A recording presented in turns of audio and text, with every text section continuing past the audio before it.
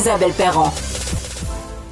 Est-ce que vous avez déjà eu un vice caché chez vous? Vous avez découvert un vice caché. C'est l'horreur. On vient d'entendre cette histoire d'horreur qui a bien fini avec la résilience de Lysia quand même. Elle est forte et inspirante. Yannick Parent, des histoires de vices cachés, t'en as entendu une puis une autre? Ouais, vraiment, beaucoup. Puis celle-là, Lysia, honnêtement, c'est une des pires histoires. C'est comme si elle avait tout eu avec la même maison. Puis ce qui est toujours impressionnant, c'est qu'elle a fait, comme on dit, elle a fait tellement de démarches pour se protéger. Elle a fait ce qu'il faut faire comme acheteur. Puis malgré ça, elle a passé au travers de ça. Mais c'est une leçon quand même à tous parce que acheter sans garantie légale, on le voit beaucoup dans les 5 dernières années, comme c'est tellement difficile d'avoir une maison. Puis là, c'est ce qui l'a sauvé, entre guillemets, légèrement financièrement, même si ça couvre pas tout. Il y a quelqu'un sur la messagerie texte, là, au 187 Cube Radio, qui dit si c'est une personne qui a hérité et qui vend, est-elle aussi redevable s'il y a quelque chose qu'elle savait pas? Quelqu'un qui hérite d'une maison, par exemple. En fait, oui, parce que ce qui va arriver, c'est que la maison dont elle hérite va tomber bien souvent dans la succession.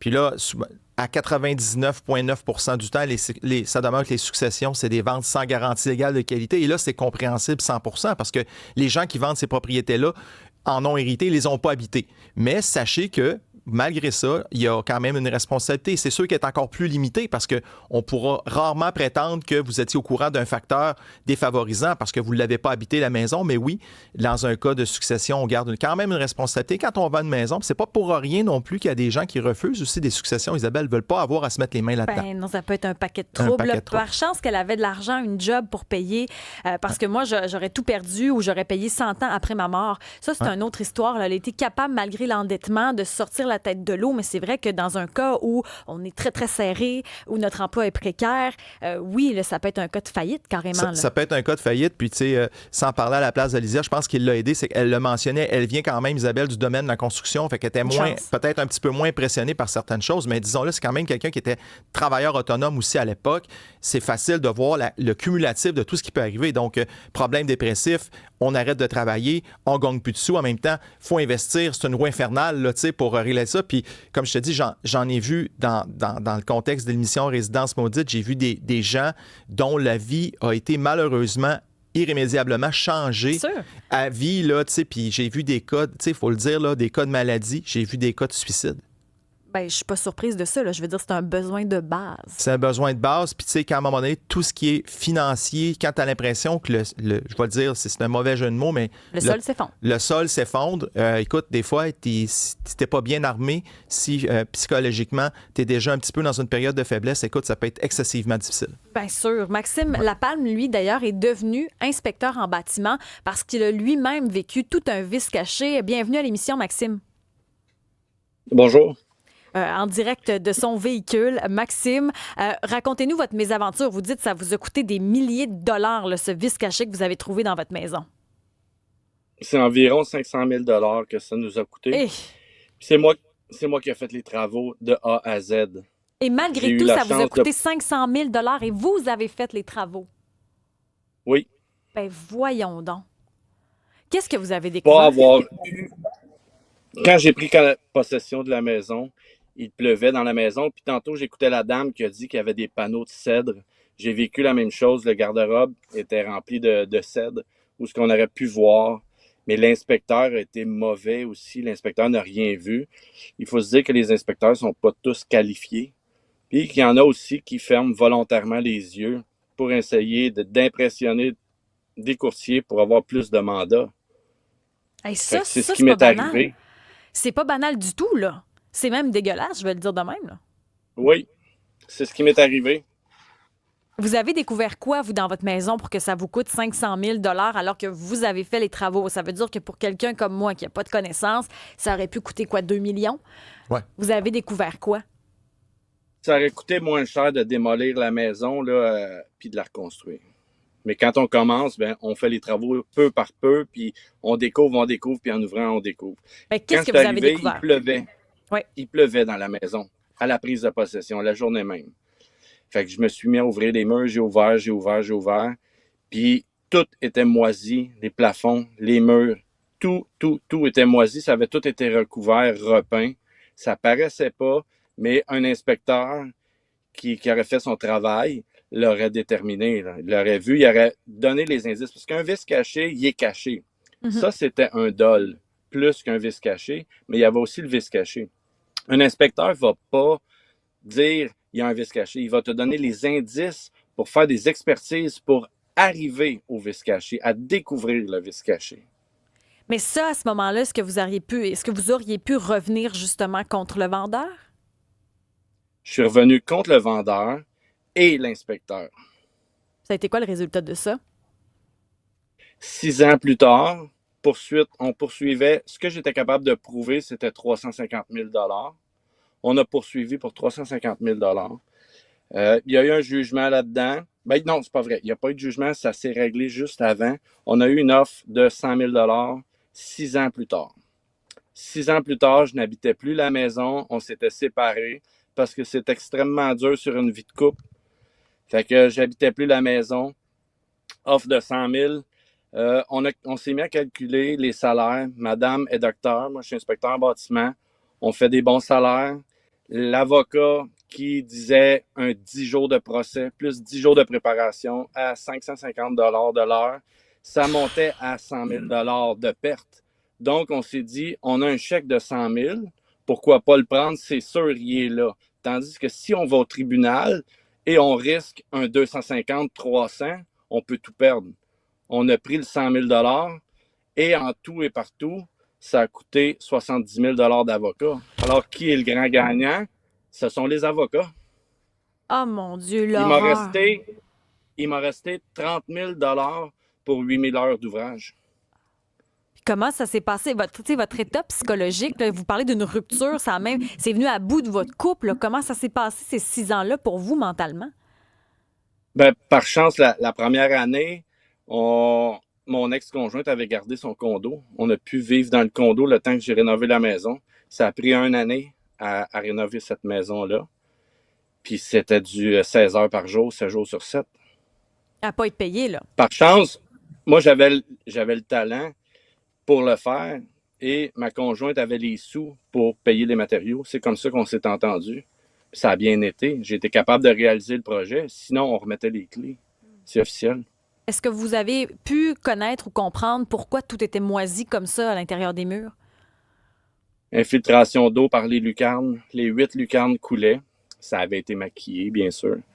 Puis, c'est à partir de cette maison-là que j'ai vraiment analysé tout ça, puis dit, je vais en faire une carrière, je vais le faire, moi, mais comme il faut. Puis les gens vont être bien protégés. Fait que c'est à ce moment-là, en 2018, que j'ai retourné à l'école, puis j'ai fait des formations adéquates. Mais encore là, les formations ne sont pas adéquates. Oh, ça, c'est intéressant ce que vous dites, parce que des inspecteurs en bâtiment, vous l'avez vécu, Lysia l'a vécu, il y en a d'autres qui nous écrivent sur le 187 Cube Radio, des inspecteurs qui ne sont pas adéquats. Qu'est-ce qui manque dans les cours pour qu'on ait des inspecteurs en bâtiment où on pourra se fier à leur expertise? L'expérience terrain. Il n'y a aucun terrain de données, il n'y a rien. C'est que des dires et des écrits. Puis, c'est pas la réalité qu'on dit à l'école. Qu'est-ce que vous apportez, vous, dans votre pratique qui fait que, justement, vous permettez à des futurs acheteurs, des futurs propriétaires d'avoir leur juste? Qu'est-ce qui fait que votre profession, vous l'exécutez de façon un peu plus juste, on va le dire comme ça? Je la fais en toute transparence, toute honnêteté. Je n'essaie pas d'impressionner les courtiers. Je le fais pour mon client. Je travaille pour mon client. Très peu de courtiers vont me référer. Mais ma clientèle cible, je l'ai faite sur un groupe de Facebook que j'ai créé en sortant de l'école parce que je trouvais que c'était tellement incomplet comme formation. Je me suis dit, on va faire des recherches. Alors, tous les gens qui étaient membres de mon groupe pouvaient poser des questions, puis j'effectuais des recherches au code ou peu importe, manufacturier, n'importe quoi, gratuitement.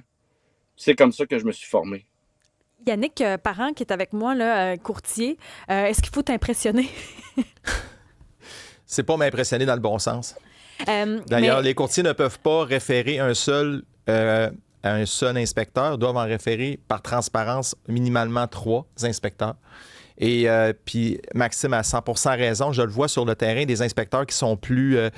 je vais dire le terme, il y en a qui sont plus lousses, on dirait, puis d'autres qui sont vraiment plus dans le détail, et ça peut faire la différence. Puis moi, je le dis à tous les partis, lorsqu'on fait inspecter, c'est le temps de les connaître, les problèmes. Parce que si on ne les connaît pas là, les problèmes, qu'est-ce que tu penses qui va arriver, Isabelle? On va l'apprendre plus tard, ça va être la catastrophe pour tout le monde.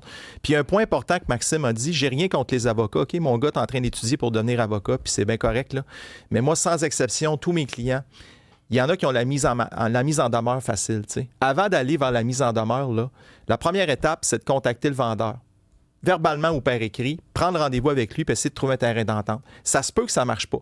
Mais dans mon ancienne vie de policier, on disait la pire entente est moins pire qu'un jugement de cour. Je pense que Maxime est là aussi pour en témoigner. Bon, dans certains cas, c'est impossible de s'entendre sans avoir une tierce partie au dossier qui vient nous aider dans le litige, mais d'abord et avant tout, prenez des mesures directement envers le vendeur, impliquez le courtier. Le courtier ne peut pas, je le tiens à dire, après la transaction, exemple, un courtier ne peut pas prendre parti dans un litige. Ça devient un litige civil entre deux personnes. Par contre, il y a un rôle conseil aussi qu'il peut donner à ses clients. Parlez à votre courtier, voir la bonne façon de faire les choses. Le rôle du courtier va au-delà de la vente de la maison. Ça se perpétue après la vente de la maison et de l'achat. Maxime, j'ajouterais... Oui, vas-y. J'ajouterais aussi que le rapport est mal compris et mal lu ou pas lu du tout. Ça serait important que les consommateurs lisent leur rapport, puis chaque client, je leur dis, quand on finit l'inspection, appelez-moi si vous ne comprenez pas, on va s'asseoir, on va l'expliquer, on va le relire ensemble. Il faut comprendre le rapport. Je fais plusieurs expertises. Ça fait plusieurs expertises que je fais. C'est écrit noir sur blanc dans le rapport de l'inspecteur. La plomberie est corrodée. Faites vérifier avant de prendre une décision sur votre transaction immobilière. L'acheteur poursuit le vendeur. Pourquoi? Tout le monde perd de l'argent, tout le monde perd du temps pour finir que ça finit à rien. Oui, c'est l'acheteur aussi qui a une part de responsabilité. C'est ça, c'était écrit. Ouais. Mais moi, on me disait, Maxime Lapalme, là, c'est Yannick qui me disait que vous avez quand même toutes sortes de bidules supplémentaires là, pour essayer de peaufiner l'inspection. Là, parce qu'on dit souvent, l'inspecteur ne peut pas voir tel type de vice caché, mais vous essayez d'aller plus loin dans votre profession. Là. Moi, j'ai voulu me former, puis j'ai pris toutes les formations qui étaient disponibles. Puis oui, j'ai acheté des outils qui sont un petit peu plus chers. Mais on est rendu là dans la technologie, l'inspecteur devrait s'en servir, puis ça devrait être obligatoire dans la pratique. Là, la thermographie au minimum, le drone, tout est accessible. Moi, j'ai été 1 an de temps. Tu sais, c'est beau d'aller suivre les formations, mais ça prend des connaissances aussi. C'est de pas arriver sur le terrain et dire n'importe quoi. Yannick doit le voir assez régulièrement, des inspecteurs qui savent pas de quoi ils parlent. Moi, j'ai été 1 an de temps sur mon groupe. J'offrais la thermographie gratuitement à tous ceux qui en avaient besoin, qui avaient des cas particuliers, pour savoir ce que j'étais pour découvrir, pour voir dans cette caméra-là, pour me former. Juste pour préciser, Isabelle. La thermographie, c'est quoi? C'est un infrarouge, là? C'est ça. Ça permet de voir, en fait, Maxime va pouvoir nous préciser, mais on peut voir au travers des murs s'il y a des points, exemple, de perte de chaleur ou d'humidité, en fait. C'est super important. On peut faire le tour de la maison avec ça pour voir, exemple, au plafond. Ben, si on voit une différence de couleur, exemple, au plafond, on peut savoir probablement qu'il y a de l'humidité. Et je l'ai vécu, d'ailleurs, avec Maxime dans une inspection. Puis il l'a décelé, puis effectivement, il y avait une fuite d'eau. Ça devrait être obligatoire. Maxime Lapalme, inspecteur en bâtiment, merci pour votre temps aujourd'hui. Puis on prend en note si on a besoin d'un inspecteur en bâtiment qualifié. Yannick Parent, courtier immobilier, c'est toujours un plaisir. Merci à vous deux d'avoir participé à l'émission aujourd'hui. Merci Isabelle, toujours un plaisir. D'ailleurs, dans les prochaines minutes, Marie-Pierre Morin en studio avec nous. Ça fait déjà 5 ans qu'elle est sobre aujourd'hui. 5 ans, beaucoup de travail. Nouveaux projets aussi, nouveaux produits qu'elle nous propose aujourd'hui. Histoire inspirante aussi qui peut peut-être donner des outils à d'autres qui sont dans cette situation de dépendance.